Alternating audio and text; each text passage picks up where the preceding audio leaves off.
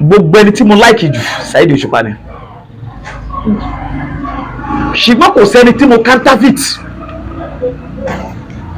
counterfeit bóyá olórin tàbí ẹkìnní no kò sẹ́ni mi ò like.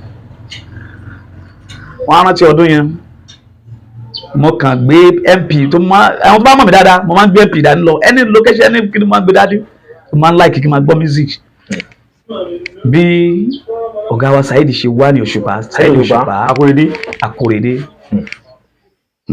bí ó ṣe dé ní ọkàn wà wọn dé vion wọn kàn dé ní àwọn boys wá di Saheed wọn bí ní wọn máa sì hate bí wọn.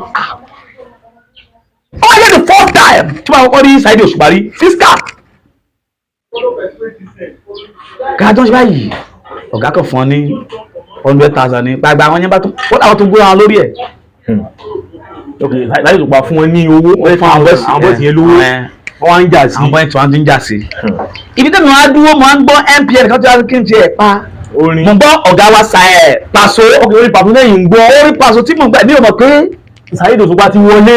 Wọ́n ti wọlé wíwọlé tí wọ́n wọlé báyìí wọ́n kọjá lẹ́gbẹ̀ẹ́ wọ́n kàn wò mí láti orí délẹ̀ ní mi ò gbà tí mi ò ka anything tí mi ò ka kún pé kò ní mínì mi ò kà mo kàn lọ kí mo la kí wọ́n máa ṣe.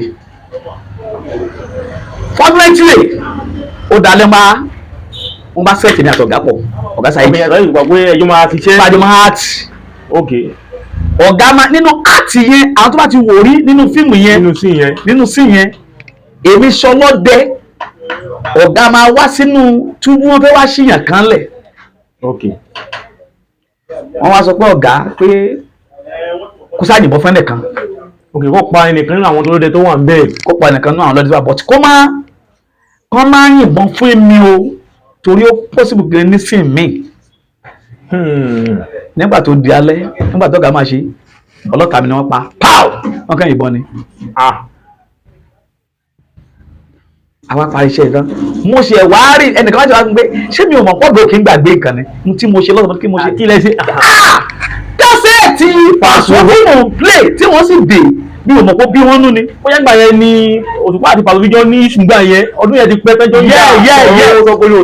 yóò dáa fún yín ìgbà yẹn ní iṣu yìí èmi ò sì bẹ́ẹ̀ ní tì. ara àwọn kátàbìtì tí a ní nìyẹn.